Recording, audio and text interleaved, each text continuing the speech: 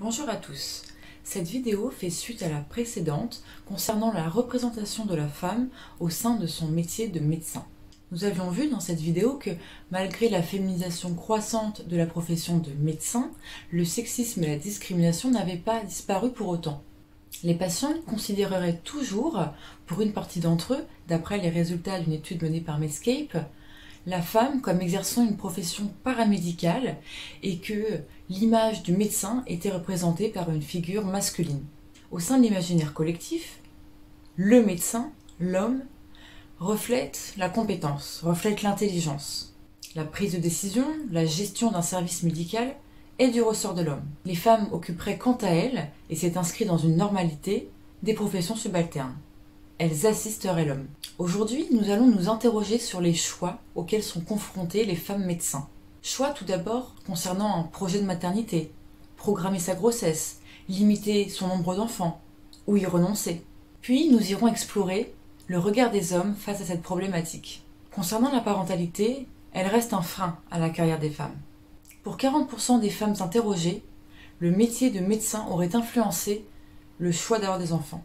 La nécessité d'arriver à concilier parentalité et travail serait 3 fois plus importante pour la femme que pour l'homme. Une femme médecin, lorsqu'elle a un projet de grossesse, doit choisir le bon moment, celui qui sera le plus adapté, le plus opportun. Alors pas pour elle, non, mais pour l'organisation pérenne du service hospitalier dans lequel elle travaille.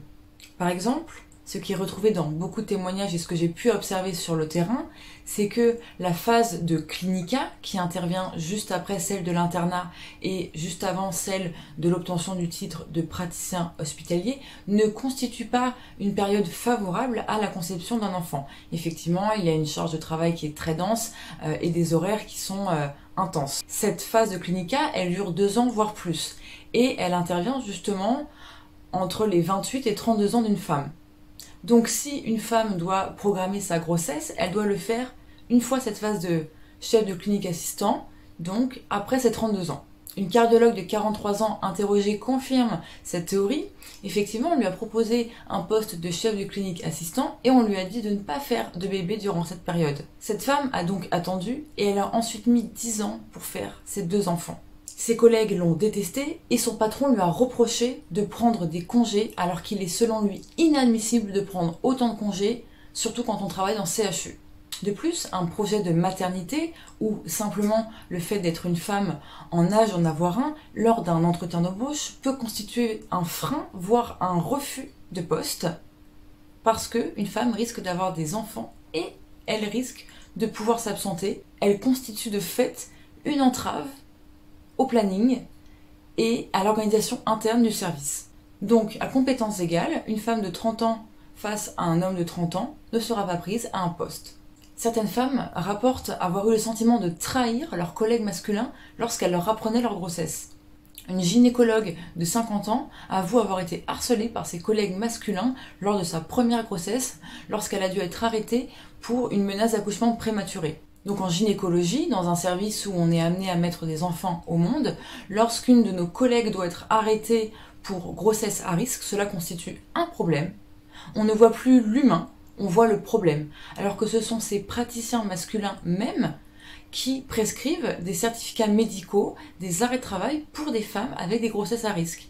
Effectivement, une femme enceinte, bien avant qu'elle soit enceinte, c'était une collègue, et puis quand elle est enceinte, elle devient une entrave au bon fonctionnement d'un service. Et elle constitue des aménagements, et ça devient problématique auprès des équipes. Donc il y a d'un côté le choix de la parentalité, mais il y a également toute cette problématique organisationnelle qui en découle.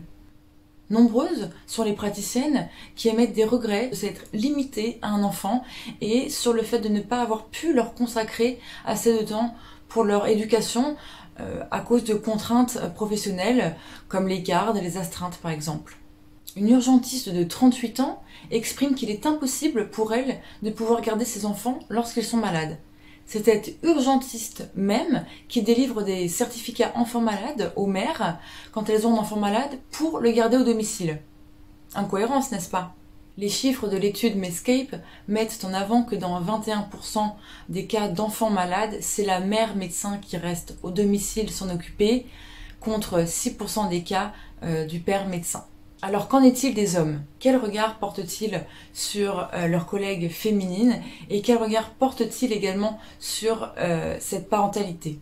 Lorsque certains voient la féminisation de la profession médicale comme une avancée, comme une chance, d'autres pointent uniquement les aspects négatifs comme les absences, les gardes à reprendre et les trous sur le planning. Quel est le regard des hommes face à la maternité? Pour 16% des médecins hommes interrogés, leur métier a influencé le choix d'avoir ou non des enfants, contre 40% des femmes, rappelons-le. Plusieurs médecins hommes ont indiqué ne pas envisager de prendre un congé paternité. Alors, quelles en sont les raisons? Pour un cardiologue de 61 ans, cela n'est d'aucune utilité. Effectivement, cela n'est d'aucune utilité de venir en aide à sa femme en postpartum immédiat. Certains hommes déclarent qu'ils ne s'en sentent pas capables et qu'ils ont absolument besoin de leur activité professionnelle pour leur équilibre psychique. Quel est maintenant le regard des hommes sur l'association parentalité et logistique professionnelle des femmes médecins? Pour certains praticiens, les femmes seraient privilégiées.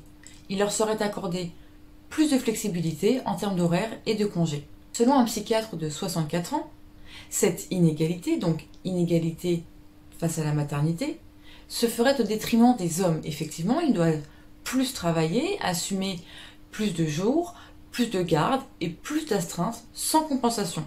Selon un néphrologue de 53 ans, les hommes seraient plus joignables, plus disponibles au téléphone à l'improviste et seraient plus réactifs afin de délivrer un conseil médical.